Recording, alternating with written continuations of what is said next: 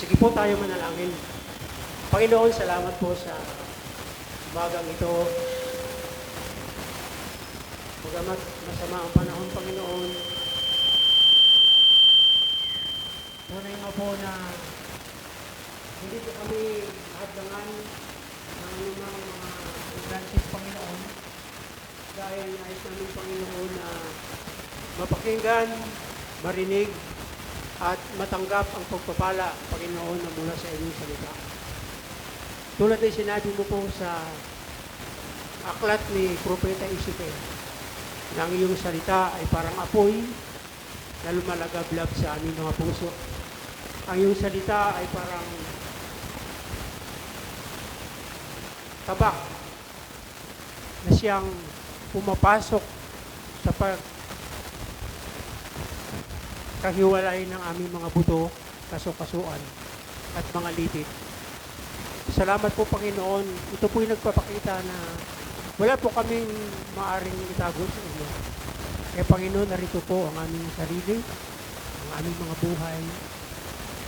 Naalay namin sa inyo, Panginoon, bilang isang handog, banal, kalugod-lugod, para sa aming pagsamba sa umagang ito. Punuin mo po kami ng iyong kapangyarihan. Punuin mo po kami ng iyong karunungan sa pamamagitan, Panginoon, ng iyong banal na Espiritu.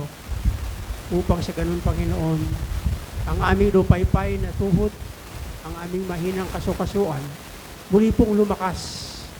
At kami po ay makapagpapatuloy sa takbuhin ito sa aming pong paglilingkod. Salamat po, Ama. Kung mayroon ka po nakitang hadlang, kasalanan sa aming mga puso, linisin po ninyo ito. Dahil ang inyong mga salita, Panginoon, ay naglilinis ng aming buhay, ng aming isip, ng aming puso, upang sa ganun, Panginoon, maranasan namin ang pagliligtas, ang pagtatagumpay, at ang pagpapala sa buhay na walang hanggan. Salamat po. Ito ang aking dalangin sa pangalan ni Jesus. Amen. Upo po tayo. Magandang umaga. Magandang umaga naman. Malamig. Praise God. Minsan ganun tayo, no? Pag mainit, reklamo. Pag malamig, walang reklamo. Amen. Amen. Praise God. Hallelujah.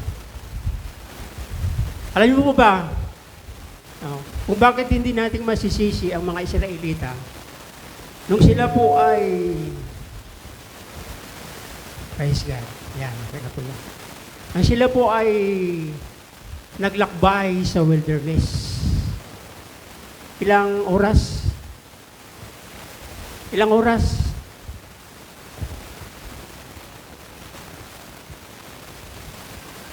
40 years. Sana mga kapatid, mga anak ko sa Panginoon, magiging alirito tayo, no, sa salita ng Diyos. Huwag tayong magiging katulad ng mundo, katulad ng sanlibutan, na wala silang iniisip. Mabubuhay lang sila ngayon at bahala na bukas. Hindi po dapat ganun yung ating iniisip. Dapat we are prepared. Dapat lagi po tayong nagkakahanda. Praise God.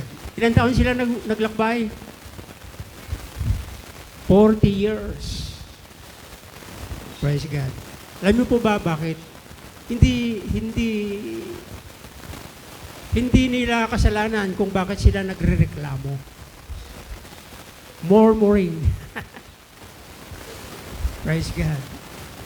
Alam niyo ba yung kanilang pagrereklamo at pagmumurmur? Narinig lahat yan ng Diyos. Narinig ng Diyos. Hindi kaila sa inyo na almost 2 months kaming pumunta ng Dubai. At naisip-isip ko, talaga palang hindi pwedeng hindi magreklamo ang mga Israelita. Kasi, napakainit. Napakainit ng lugar na yon. Umaabot po doon ang temperatura ng 55. Minsan, gumaganon pa sa 60. Kasi araw-araw nila yan ina-announce eh. Yung ating temperatura ngayon ay ganito, ganyan. So, kapag ikaw maglalakad sa gitna ng disyerto na napakainit, hindi lamang yung araw, kundi yung buhangin. Doon, iba-ibang klase ang buhangin. Merong maitim, merong mapula. Nakikita ko po yun kasi may mga building doon sa bahay nila Olive na hinuhukay. So, nakikita ko po yung kulay ng mga buhangin. Praise God. So, doon ay, sabi ko, hindi pala talagang masisisi ang mga Israelita kung bakit sila nagmumurmur. Kasi, napakainit talaga. So, isa lamang po yan sa mga aral na dapat ko pong matutunan natin ngayong umaga. Ang pamagat po ng ating mensahe, salamat sa Diyos sa kanyang pag-ibig na walang kapantay. Amen. Praise God. Hallelujah. Hindi ba kayo natutuwa? Mahal tayo ng Diyos. At ang pag-ibig ng Diyos na inuukol sa atin ay walang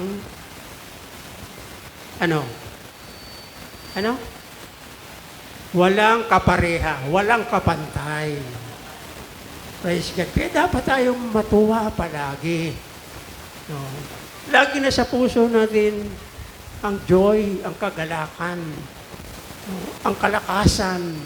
Kasi mayroong Diyos na nagmamahal sa atin ng walang kapantay. Praise God. Hallelujah. So, gamitin natin ang pagmamahal na ito. Handa ba kayo magpagamit sa Diyos? Ba, ilan-ilan na yung gusto. Handa ba tayong magpagamit sa Diyos? Praise God. Yun yung inaantay ng Diyos sa atin. Sa Pilipinas ba, sa ibang bansa ba, mayroong lugar na ligtas? Reflect kasi siya man. Salamat sa Diyos sa kanyang pag-ibig na walang kapantay.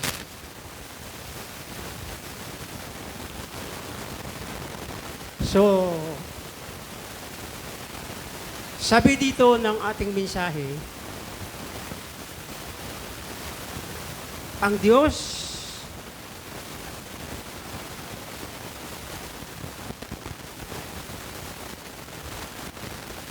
sabi niya sa verse 9, tulad ng nasusulat, siya'y nagbibigay ng libre sa mga dukha. Ang kanyang katuwiran ay walang hangganan. Ano po? Salamat sa Diyos na nagbibigay sa atin at ang kanyang katuwiran ay walang hangganan. Praise God. Makikita natin ang principle o ang prinsipyo ng salita ng Diyos. Praise God. Sa panahon natin ngayon, ako po'y hayagan na nanawagan sa inyo na pwede na po kayong magpagamit sa Diyos. Pwede na po tayong mag-response o sagutin ang panawagan ng Diyos sa atin. Praise God. No? Alam niyo po yung aking isip hindi humihina eh. Pero yung ating physical na katawan ay humihina. Naramdaman ko po na mga yung dati kong ginagawa ay hindi ko na magawa. Mga magagandang iniisip, no, parang nasa isip na lang. Kasi hindi na kaya ng ating katawan. Wala niyo po kung ilang taon na ako. Yung makahula, ilibre ko mamaya. Hallelujah. 17 na po ako. 70. Sa edad na 70, galing ako sa probinsya, alam niyo na siguro yung aking kasaysayan sa buhay. Tinawag ako ng Panginoon sa isang napakadelikadong sitwasyon. At mula noon, ginamit ako ng Panginoon, binigyan ako ng mabait na may bahay. Mula doon sa probinsya, walang tinapos, walang alam, kundi uminom, magbarkada, gumawa ng masama. At sa panahon na yun, at pagkakataong na yun, tinawag ako ng Panginoon. Bigyan ako ng may bahay, at nagkaroon kami ng 3 anak. Nung start ng aming pagsasama ni Sister Eva, yung aking po tinatanggap sa church is 5-0. Hanggang dun lang. Naranasan ko pong sumakay sa jeep na may hold-upan. Naranasan ko pong sumakay sa jeep na walang pamasahe. Naranasan ko pong maglakad papunta sa Bible study mula Payatas,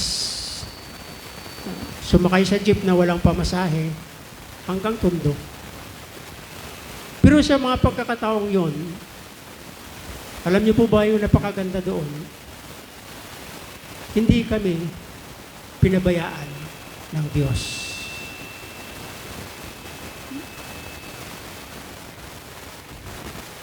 Sa aking paglilingkod sa Panginoon,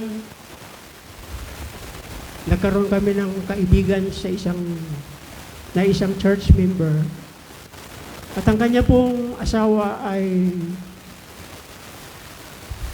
yung trabaho po ng kanyang asawa ay nagre-repair po siya ng kunting bawas ng base. Yung kanya pong asawa ay nagre-repair ng mga aircon, refrigerator, at electrical sa bawat bahay. Nung makilala ko po siya, nakita niya po yung aming buhay mag-asawa. Wala pa kami nung anak. Sabi niya sa akin, sabi nila mag-asawa, "But, siguro mas magandang sumama ka sa akin."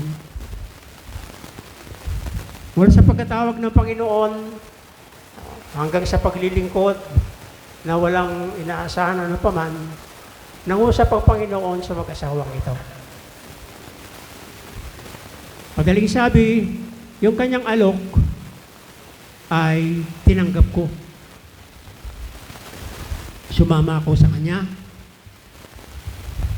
Mula doon sa probinsya na walang natutunan, walang alam, unti-unti ko pong natutunan nung mag-electrical sa isang building. Bawas konting base. Sa isang building. Hanggang sa dumating ang panahon na ako po'y natuto. Nung matuto po ako mag-electrical, tuloy ang buhay. Mahirap pa rin ang, ibig sabihin, mahirap pa rin ang sitwasyon namin. Kulang kami, wala kaming bahay ni Sister Eva.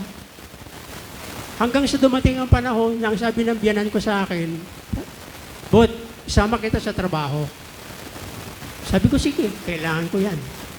Dahil malay mo, baka dumating ang panahon na magkaapo na kayo. Praise God. Hindi nga nagtagal, no? So, nagtatrabaho ko doon sa isang company. Yung company na yun ay GN Enterprises. Gumagawa kami ng mga upuan. Yung kahoy. 1980s yan. Kahoy. Kasi nung panahon na yon, yung upuang kahoy, no? Mula doon sa Isabela, Cagayan, yung mga kahoy, dinideliver sa Maynila. Pero sa panahon natin ngayon, bawal na yan. Hanggang sa dumating ipinagbabawal ang kahoy, pumalit kami ng mga upuan ng DEX, no, government kasi, pumalit kami ng mga upuan na bakal. Praise God. So bakal, marami mga kailangan ng mga electrical, Kinikwento ko po ito sa inyo kasi ito yung buhay namin. No? Ito yung pinagsimulan ng buhay namin. So, wala ng kahoy, gabakal, marami ginagamit ng mga welding machine, elektrikal, lahat, no? May installation ng elektrikal.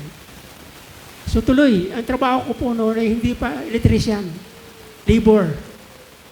Mga eskwelahan dyan, dyan sa Maynila, lahat. Naghahakot kami ng buhangin sa mga garaba.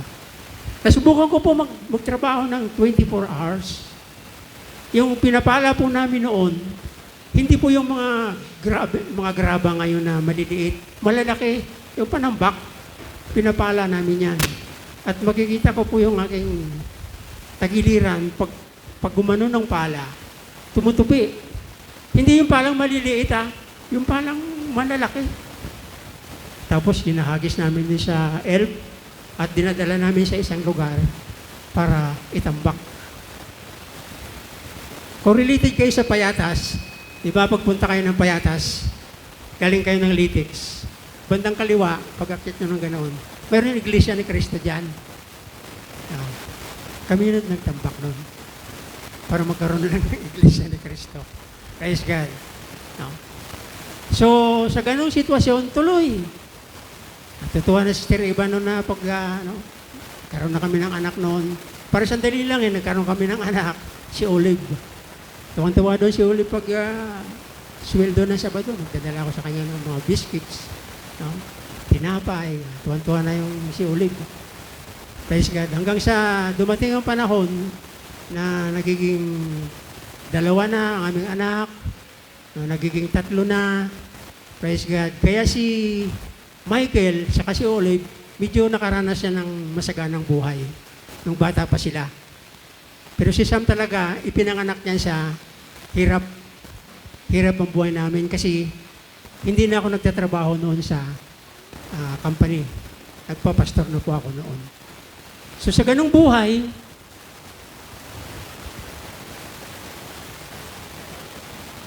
nakita ko ang pagkilos ng Diyos.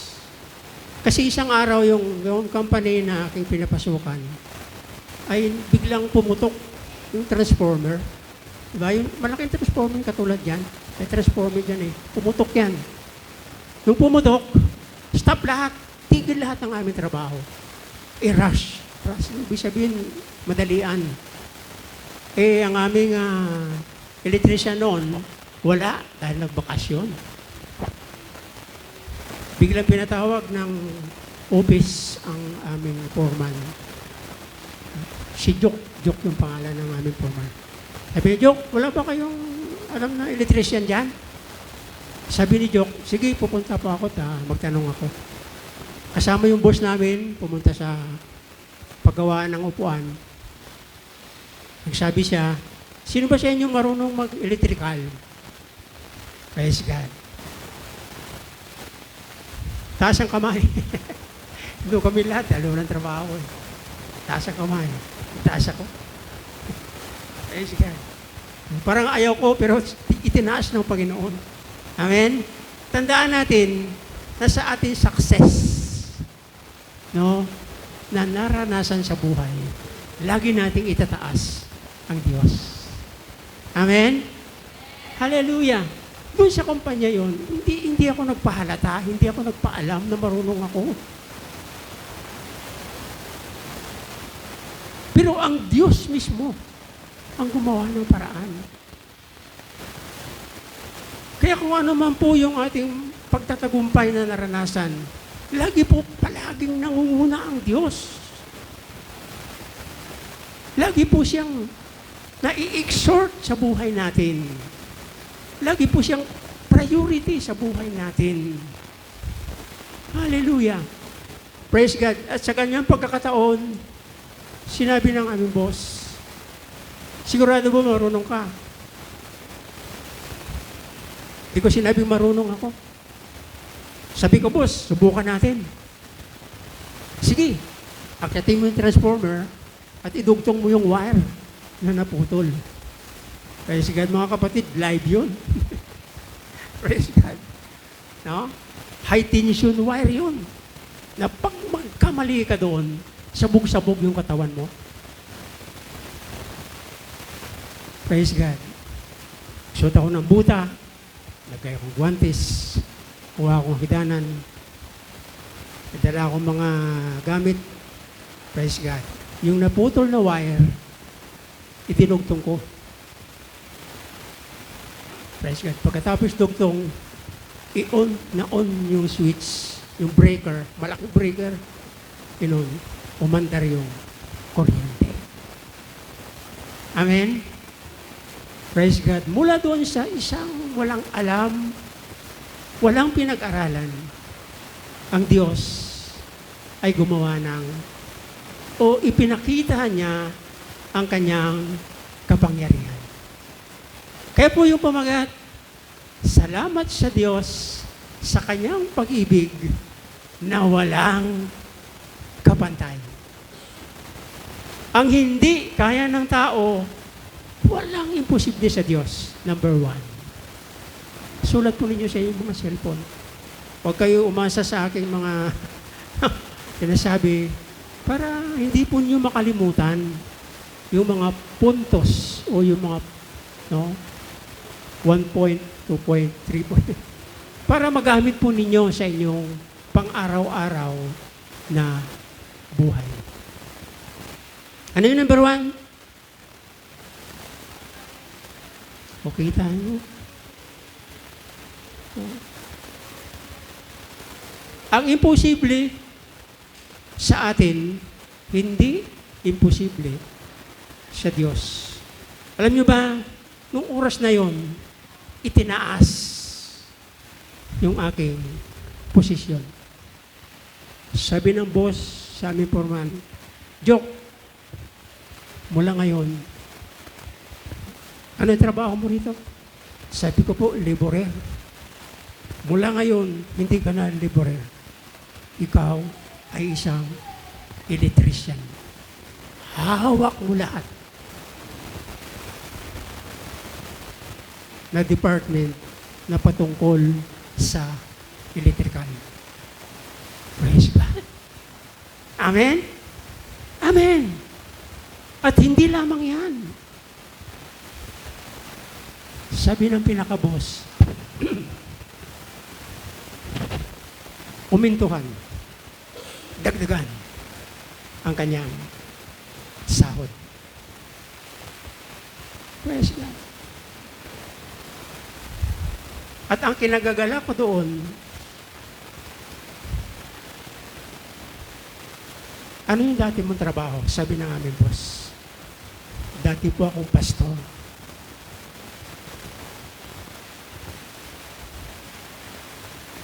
Dati po akong ginagamit ng Panginoon.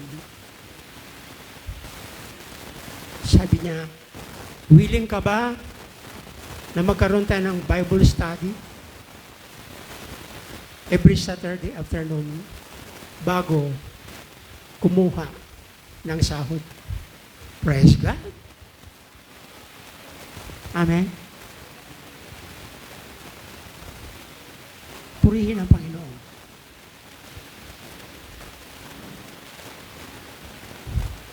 Pero lahat ng yan, ano po, kapag dinala tayo ng Diyos sa isang matagumpay na buhay, huwag nating kalimutan na ang umakay sa atin at ang nagpaupo sa atin sa ganitong pedestal ng tagumpay, walang iba kundi ang ating Panginoon. Huwag natin palaging ilagay sa ating isip na narating mo ang bagay na ito, narating mo ang posisyon na ito dahil sa inyong sariling lakas. Nais ng Diyos na sa lahat ng pagpapala na tagumpay na naranasan natin mula sa ating paglilingkod, dapat maparangalan, dapat papurihan, dapat kilalanin ang Diyos na naglagay sa inyo sa ganyang sitwasyon. Praise God. Ang hindi magagawa ng tao, magagawa ng Diyos. Sabi dito sa verse 8, Saan na ba tayo? Verse 8.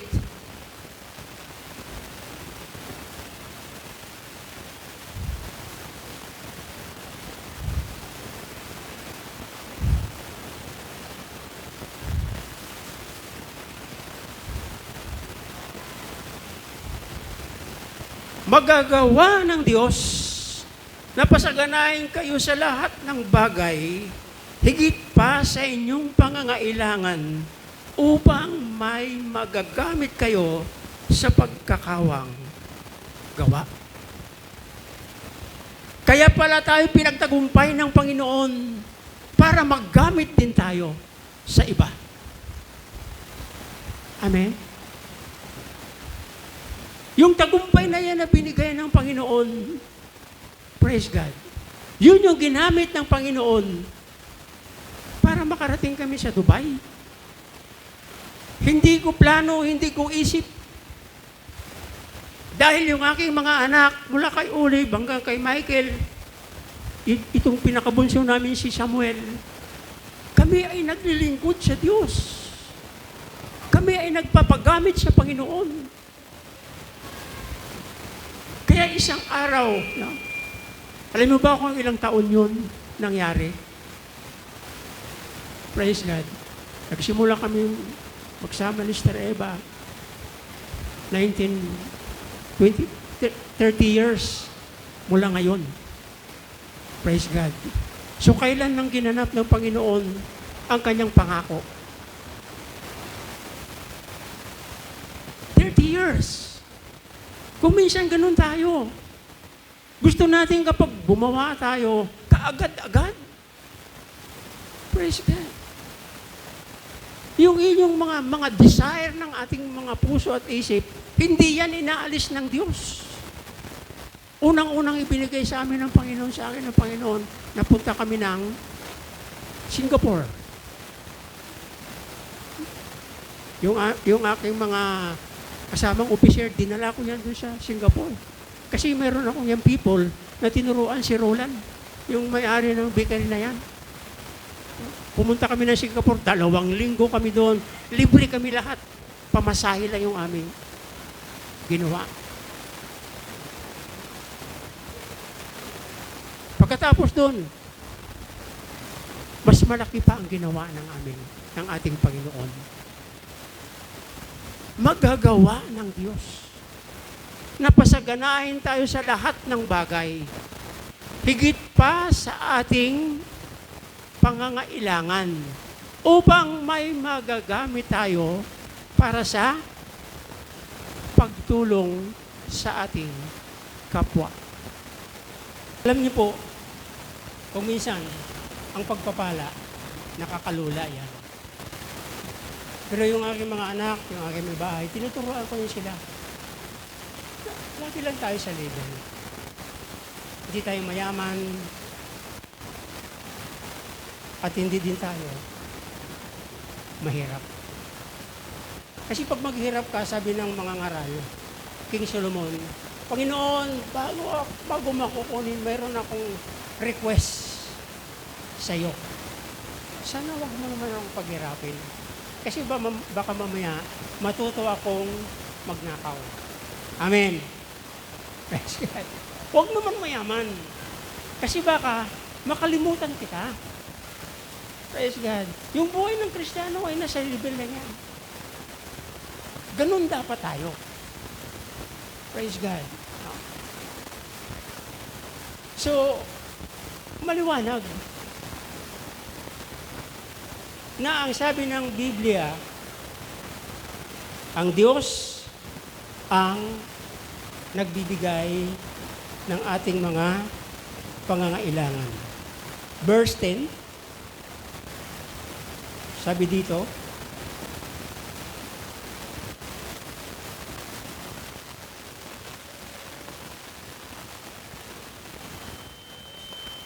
ang inyong pagbibigay, sabi niya, sabi niya, ang Diyos ang nagbibigay ng binhing itatanim at tinapay na makakain. Ang siya ring nagbibigay sa inyo ng binhi at magpapalago nito upang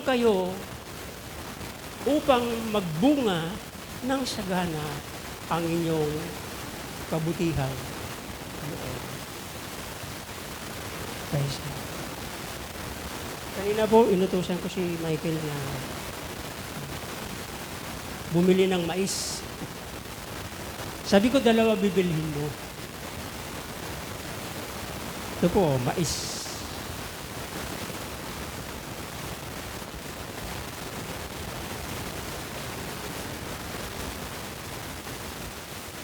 Yung mais kasi, mayroon kang 2 klaseng makita.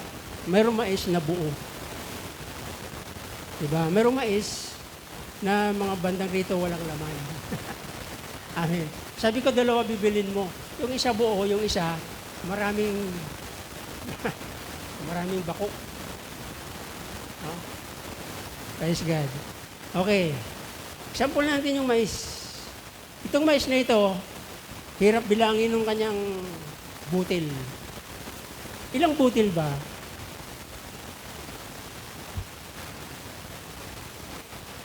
Ang itinanim natin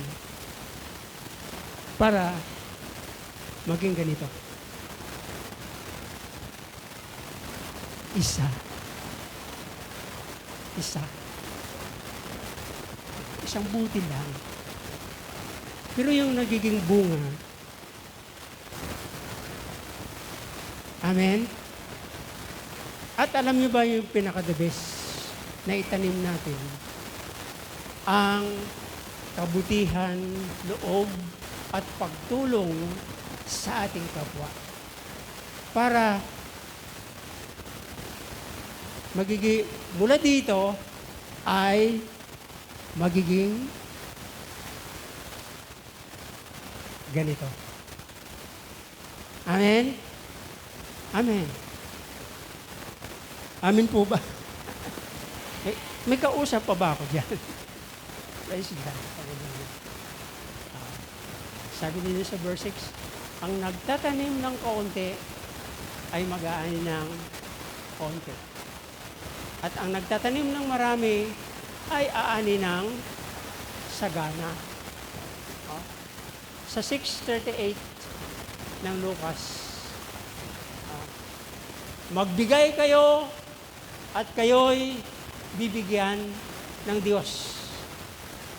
Takal, siksik, liglig, at umaapaw pa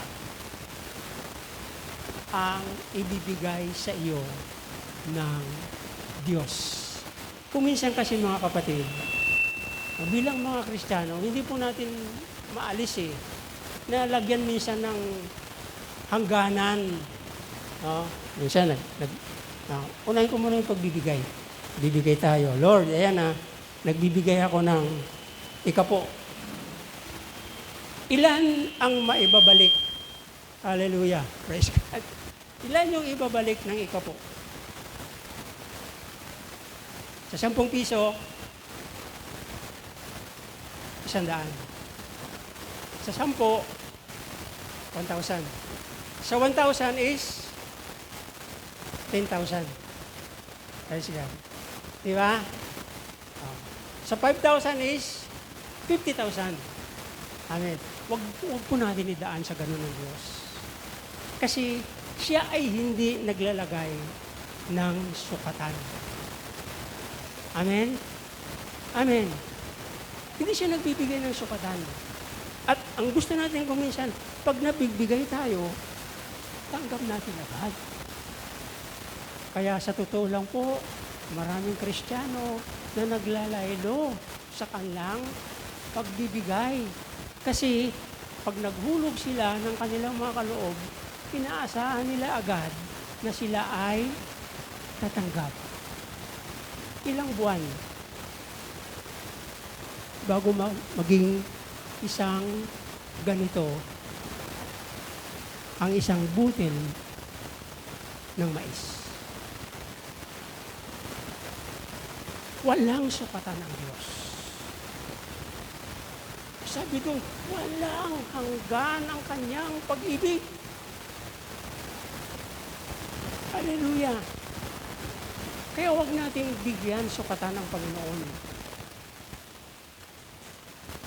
Dahil ang gusto ng Diyos na ang church na ito at ikaw bilang membro ng church na ito, gusto niya na ikaw ay magiging sagana sa lahat ng iyong pangangailangan para mayroon tayong maitutulong.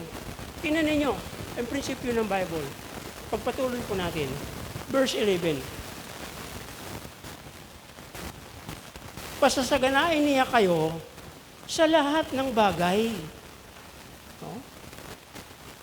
Upang mas marami ang matulungan, sa gayon, lalong darami ang magpapasalamat sa Diyos. Hallelujah!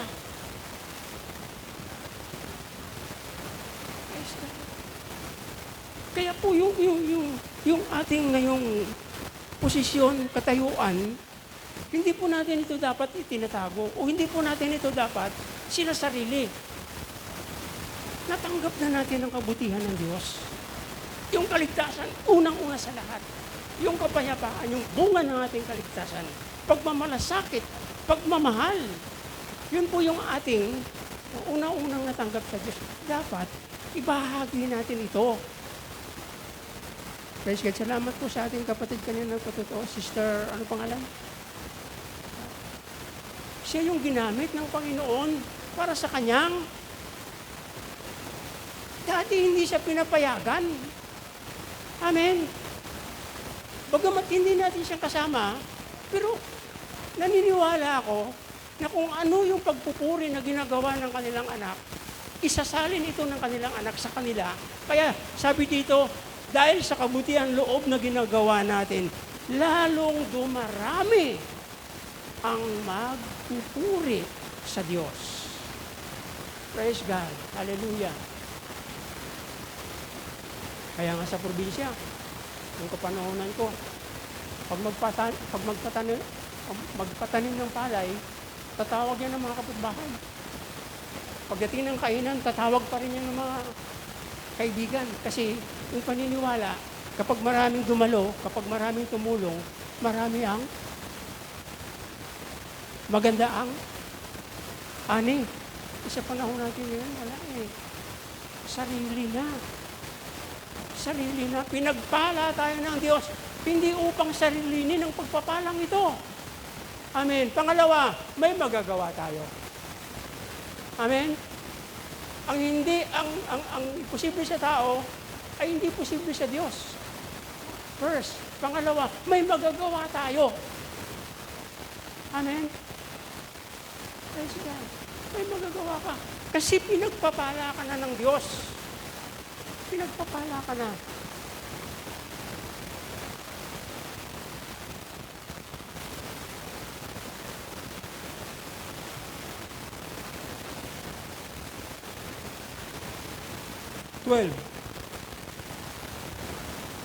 Ang tulong ninyong ito, mga kapatid, ay hindi lamang makakatugon sa kanilang pangangailangan. Kung hindi, magiging dahilan pa ng walang hanggang pagpapasalamat nila sa Diyos. Sa ganitong paraan, ikaw, dahil sa isinishare mo, ibinabahagi mo ang salita ng Panginoon, sabi rito, ang dahilan niyan, no, dahil sa ginagawa mong yan, marami pa ang makakilala sa Panginoon at ang mga nakakilala sa Diyos, sila din ay matutong magpuri sa ating Panginoon. Praise God. May magagawa tayo. Amen? Amen. Ng Diyos. Huwag na natin gawin yung diyan kayo, dito kami. Para bagang wala nang, sabi ko nga kanina, walang ligtas. Punta ka sa probinsya, Yung mga volcan doon nag-alburuto. Alam mo ba, ito po yung gusto ko pong matutunan ninyo. Nagkaroon ng lindol sa Cebu, 6.9. Nagkaroon ng lindol sa Davao, 7 point. Nagkaroon ng lindol sa Zambales. Apektado ang Bulacan, Nueva Ecija, kasama ang Metro Manila. Pero hindi natin naramdaman. Amen? But, mayroong sinasabi na mag-ingat tayo. Kasi, mayroong darating sa Metro Manila na ang tawag ay The Big One. Kaya ngayong ating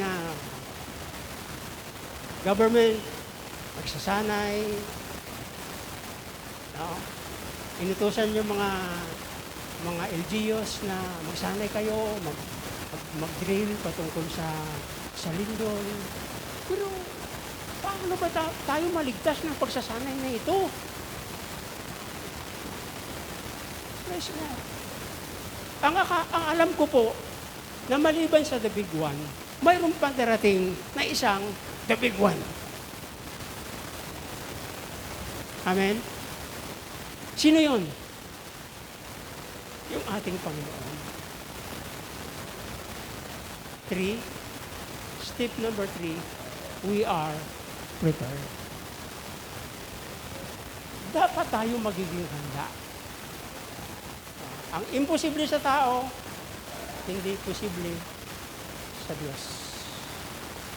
Number 2, may magagawa tayo. Number 3, we are prepared. Okay lang yun, nag-aaral tayo, nagtatrabaho tayo, pero huwag mapokus. No? Huwag tayong malinlang. Huwag tayong madala ng mga material na bagay. Praise God. Bagkus nakapokus tayo sa pagdating ng ating Panginoon. Sasabihin ko po sa inyo, marami tayong responsibilidad. Amen? Amen. Una, ang ating family member. Yung ating mga kasama sa bahay. Ipagsabi natin. Naghahanda tayo sa The Big One. Hindi yan makapagligtas sa atin. Praise God. Gaano lang naman magsanay-sanay ka, magtago sa ilalim ng upuan, ilalim ng misa. Kung bumagsak ng buo yan. Praise God. Yung Marikina River, papuntang Bulacan, mayroong port yan. Mayroong kanal.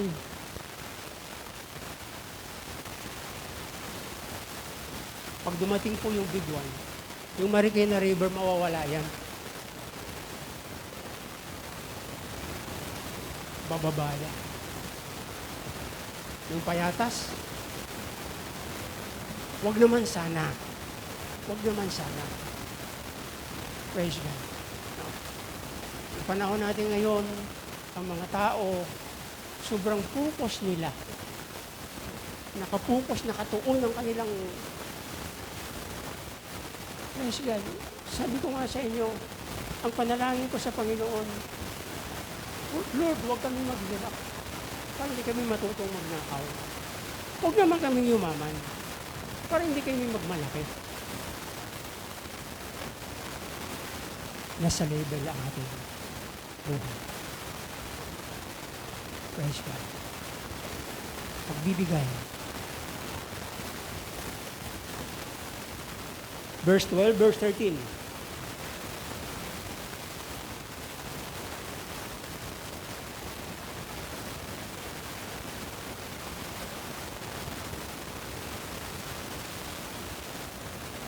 Sana ako. Ang bukas palad ninyong pagbibigay sa kanila at sa lahat ng ay siyang sa kanila at sa lahat ay siyang magpapatibay o magpapatunay na nararapat ninyong marapat ninyong sinusunod ang magandang balita ni Kristo. Yan, dahil diyan, magpupuri sila sa Diyos. Hallelujah! Praise God! Dahil sa ating mga ginagawa, praise God, mga kapatid,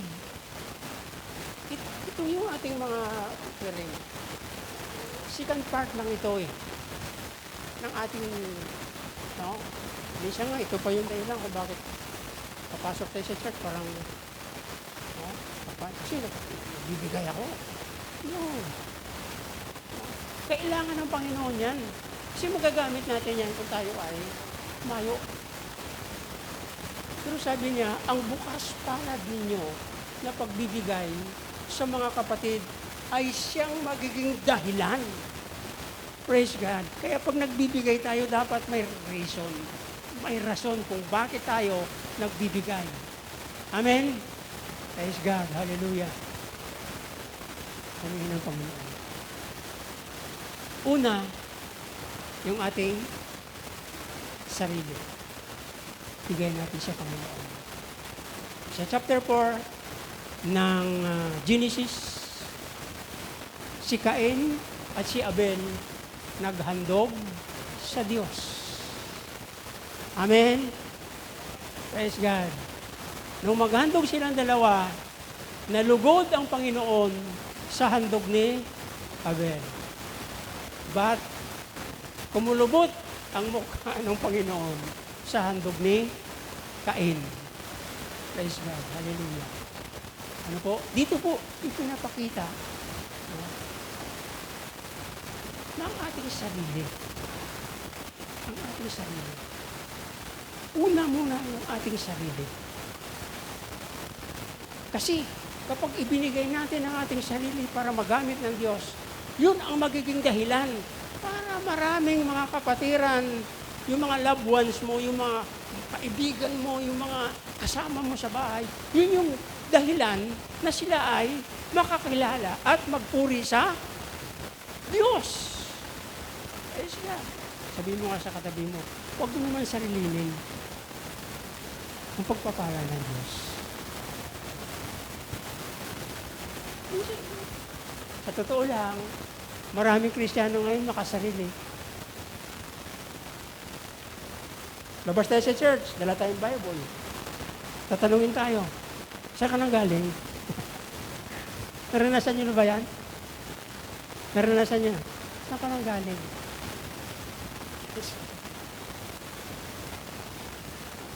Diyan lang po kayo kumari.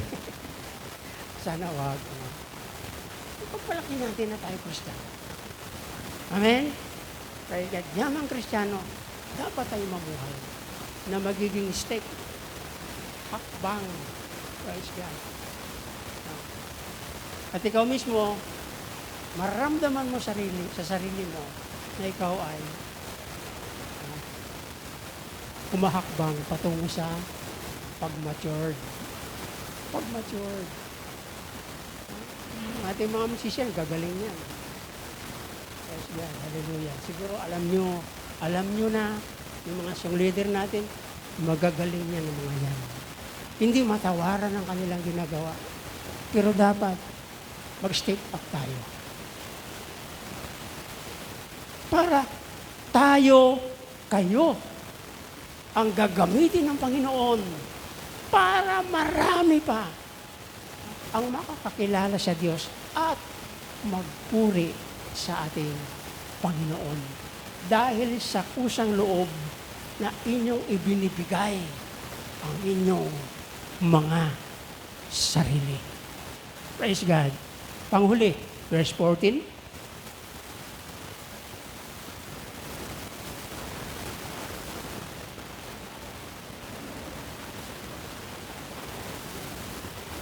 Kaya, buong pagmamahal nila kayong ipinapanalangin. Ayan, mamaya ha. Panalangin. Huwag na ho tayo muna mag-announce ng prayer. Kasi sayang lang eh. No? Praise God. Friday, meron tayong prayer meeting. Ang dami natin activities. Pero, praise God. Kasama po natin mamaya yan sa pag-meeting yung ating prayer meeting. Hindi po natin alisin yon. Pero meron tayong, kaya pagkatapos dito ng ating mensahe, kakain tayo pagkatapos, meron tayong meeting. Praise God. Wag natin gayahin yung mga taga-Sambales. Amen? Sambales. Pag sinabi natin Sambales, ano yan yung, ano ba yun? Yung camp doon sa Sambales.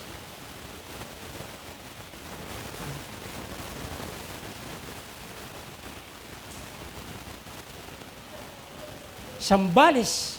Pagkatapos samba, alis. Kaya, sabi mo sa katabi mo, hindi ako Sambales.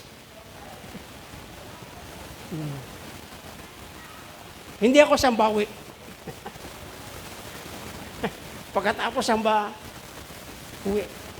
Mga kapatid, sinasabi ko ito kasi malapit na ang lahat ng katapusan ng lahat ng bagay. No? Praise God. Malapit na, nakatakda na ang katapusan ng lahat ng bagay. Kaya tayo mapagmatyag, matalino, praise God, maglingkod sa Panginoon. Hallelujah. Praise God. Parang wala-wala sa puso natin yung salitang serve. Mag-serve sa Panginoon. Hallelujah. Praise God. Mula doon sa isang probinsyang maliit na puno-puno ng kahirapan, pinagpala ng Diyos. At siya ngayon nagsasalita sa inyong harapan. Praise God. Hallelujah. Praise the Lord. Ang tagumpay ninyo, tagumpay ko. Ang tagumpay ko, tagumpay natin lahat. Praise God. Kaya dahil dito, hindi nila kayo nakakalimutan sa prayer. Pananalangin. Ang prayer po ay conclusion ng ating mensahe ngayong umaga. Ano yung una? Ang imposible sa tao, hindi imposible sa Diyos. Pangatlo, ano yung pangatlo? Diba? Yung pang-apat, yung conclusion is prayer. Prayer. Meron pa ba rito nagpipray sa kanyang asawa? Meron pa ba rito nagpipray sa kanyang anak? Meron pa ba rito nananalangin sa kanyang pinsan? Praise God. Okay.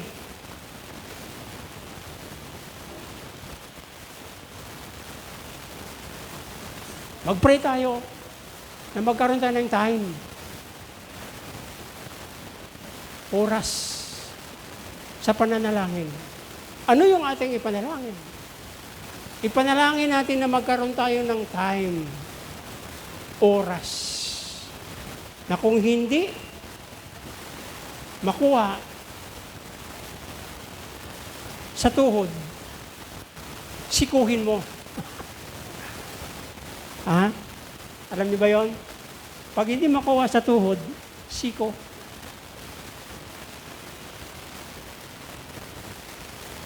Praise God.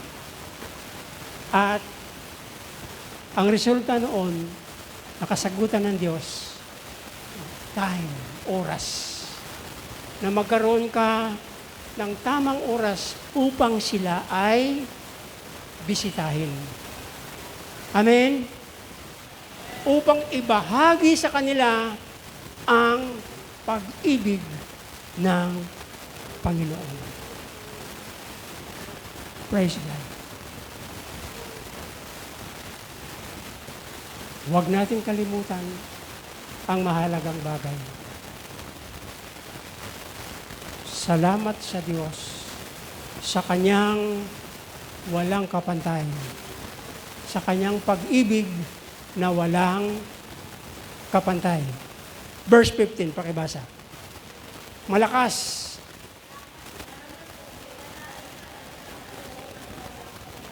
Ayan. Yun yung maging resulta. Salamat sa Diyos sa Kanyang pag-ibig na walang kapantay. Yun ang tema natin ngayong umaga. Biblical. Amen? Amen. Hallelujah. Kaya purihin ang Diyos, purihin ang Panginoon sa Kanyang pag-ibig na walang kapantay. Tayo may kaligtasan, may buhay na walang hanggan, may kapayapaan, at higit sa lahat, tayo ay mahal ng Diyos. Yumuko tayo malangin. Praise God. Panginoon, salamat po sa bukas na karunungan, pagpapala dahil sa mga salita mo na aming tinatanggap.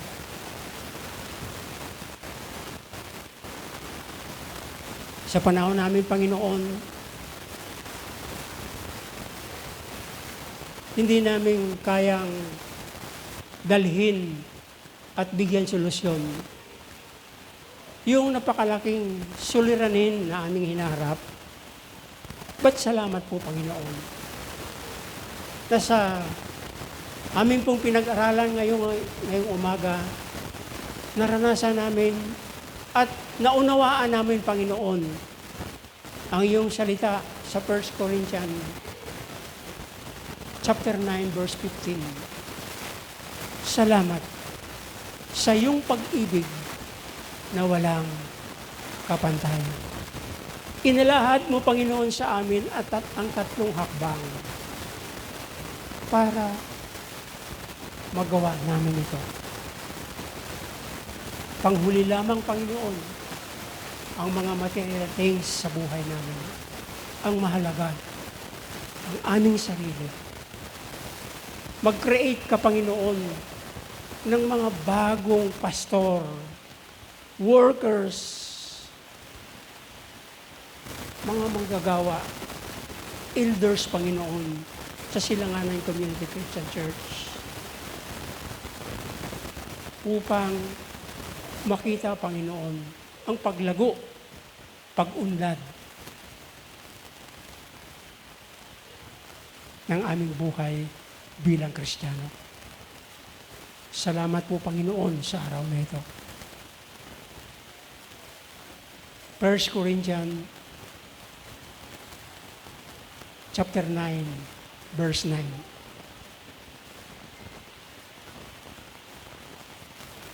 Salamat po na ikaw ang nagbigay nito sa amin. Salamat sa iyong pag-ibig na walang kapantay. Naway mahamon kami nito na maglaan, magtalaga, Panginoon, ang aming mga sarili. Yung mga material na bagay, Panginoon, pangalawa lamang yan sa buhay namin. Ang aming priority sa buhay, na magamit mo kami. Magamit mo kami sa isang tamang pamamaraan, isang makadiyos na plano, upang ang aming paglilingkod, ang aming buhay, Panginoon, ay hindi masayang. Salamat po, Panginoon, sa mga taon, buwan, linggo, at mga oras, Panginoon, na kami po'y tinawag ninyo. At nais namin, Panginoon, na katulad po, Panginoon, ng bunga ng mais, lahat po nahibla, lahat na parte, Panginoon, ng aming buhay, ay may laman. Praise God. May butil, Panginoon. at ang mga butil na ito dahil sa pag-ibig mo, pagmamahal mo, pinalago mo, pinatubo mo dahil ikaw ang nagbigay nito sa bawat isa sa amin. Salamat po, Ama. Ito po ang aking dalangin sa pangalan ni Jesus na aming Panginoon. Lahat ng Kristiyano magsabi ng malakas na Amen. Praise God. Magandang umaga po. Pagpalain po kayo ng Panginoon. Hallelujah.